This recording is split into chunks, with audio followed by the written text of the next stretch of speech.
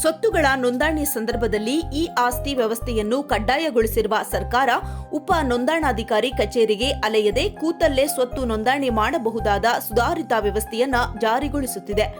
ಮುಖ್ಯಮಂತ್ರಿ ಸಿದ್ದರಾಮಯ್ಯ ಅವರು 2024-25 ಬಜೆಟ್ನಲ್ಲಿ ಘೋಷಿಸಿರುವ ಈ ವ್ಯವಸ್ಥೆಯ ಜಾರಿಗಾಗಿ ನೋಂದಣಿ ವಿಧೇಯಕ 2024ಕ್ಕೆ ವಿಧಾನಸಭೆ ಅನುಮೋದಿಸಿದ್ದು, ಕಂದಾಯ ಸಚಿವ ಕೃಷ್ಣ ಬೈರೇಗೌಡ ವಿಧೇಯಕ ಮಂಡಿಸಿ ವಿವರಣೆ ನೀಡಿದರು. ಈ ರಿಜಿಸ್ಟ್ರೇಷನ್ನಿಗೆ ವ್ಯಕ್ತಿಗಳು ಸಬ್ ರಿಜಿಸ್ಟ್ರಾರ್ ಆಫೀಸಿಗೆ ಬರಲೇಬೇಕು ಅನ್ನುವಂಥದಕ್ಕೆ ವಿನಾಯಿತಿಯನ್ನು ಕೊಟ್ಟು, ಕೆಲವು ಬಲ್ಲ ಮೂಲಗಳು ಅಂದರೆ ಟ್ರಸ್ಟೆಡ್ ಸೋರ್ಸಸ್ ಇರೋವಾಗ ನಮ್ಮ ಆಫೀಸಿಗೆ ಅವರು ಬರಬೇಕಾಗಿಲ್ಲ, ಎಲೆಕ್ಟ್ರಾನಿಕಲಿ ಅವರ ಕಡೆಯಿಂದನೇ ನಮಗೆ ರಿಜಿಸ್ಟರ್ ಮಾಡಲಿಕ್ಕೆ ಅವಕಾಶವನ್ನು ಮಾಡ್ತಾ ಇದ್ದೇವೆ. ಟ್ರಸ್ಟೆಡ್ ಸೋರ್ಸಸ್ ಯಾರು ಅಂತ ನೀವು ಕೇಳಬಹುದು. ಟ್ರಸ್ಟೆಡ್ ಸೋರ್ಸಸ್ ಅಂದರೆ ಉದಾಹರಣೆಗೆ BDAನವರು ಲೇಔಟ್ ಮಾಡಿದ್ದಾರೆ, BDAನವರು ಒಂದು ಸೈಟನ್ನು ರಿಜಿಸ್ಟರ್ ಮಾಡಿಕೊಡ್ತಾ ಇದ್ದಾರೆ ಅವರ ಅಲಾಟಿಗೆ.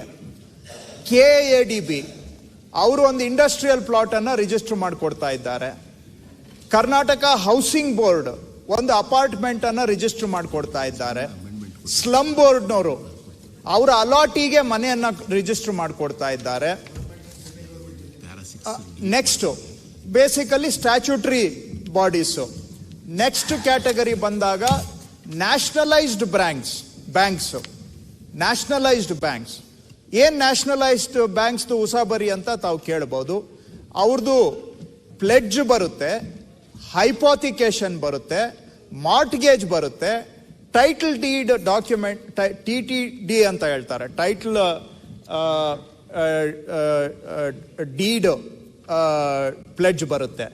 ಇಂಥವುಗಳನ್ನು ಅವರು ಬ್ಯಾಂಕಿಂದಾನೇ ನೇರವಾಗಿ ಅದನ್ನು ಹೈಪೋಥಿಕೇಶನ್ನು, ಪ್ಲೆಡ್ಜು ಇವುಗಳನ್ನು ಅಥವಾ ಮಾರ್ಟ್ಗೇಜನ್ನು ಕ್ರಿಯೇಟ್ ಮಾಡುವಂಥದ್ದು. ಇವುಗಳನ್ನು ನಾವು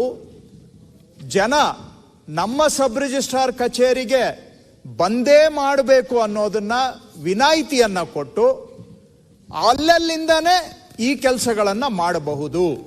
ಯಾವುದೇ ಸ್ವತ್ತನ್ನು ಬ್ಯಾಂಕ್ಗಳಲ್ಲಿ ಅಡಮಾನ ಇಟ್ಟರೆ ಸಾಲ ತೀರಿದ ಬಳಿಕ ಅದನ್ನು ಬಿಡಿಸಿಕೊಂಡರೆ ಎಲ್ಲಕ್ಕೂ ಪುನಃ ಉಪ ನೋಂದಣಾಧಿಕಾರಿ ಕಚೇರಿಗೆ ಅಲೆಯಬೇಕಾಗಿತ್ತು. ಅಲ್ಲದೆ ಆಸ್ತಿ ನೋಂದಣಿ ವರ್ಗಾವಣೆಯಾದಂತಹ ಸಂದರ್ಭದಲ್ಲಿಯೂ ಉಪ ನೋಂದಣಾಧಿಕಾರಿ ಕಚೇರಿಗೆ ಹೋಗಬೇಕಾಗಿತ್ತು. ಈ ವ್ಯವಸ್ಥೆಯನ್ನು ಸಂಪೂರ್ಣ ಆನ್ಲೈನ್ನಲ್ಲೇ ಮಾಡಲು ಅವಕಾಶ ಮಾಡಿದ್ದು, ಆಸ್ತಿ ಮಾಲೀಕರು ಮತ್ತು ಖರೀದಿದಾರರು ಉಪ ನೋಂದಣಾಧಿಕಾರಿ ಕಚೇರಿಗೆ ಹೋಗದೆಯೇ ಆನ್ಲೈನ್ ಮೂಲಕವೇ ನೋಂದಣಿ ಪ್ರಕ್ರಿಯೆಯನ್ನ ಮಾಡಿಕೊಳ್ಳಬಹುದು. ಇದರಿಂದ ಸುಧಾರಿತ ಹಾಗೂ ಪಾರದರ್ಶಕ ವ್ಯವಸ್ಥೆ ಜಾರಿಯಾಗಲಿದ್ದು, ಭ್ರಷ್ಟಾಚಾರದ ಆರೋಪಗಳು ಕಡಿಮೆಯಾಗಲಿದೆ ಎಂಬ ಮಾಹಿತಿ ನೀಡಿದರು.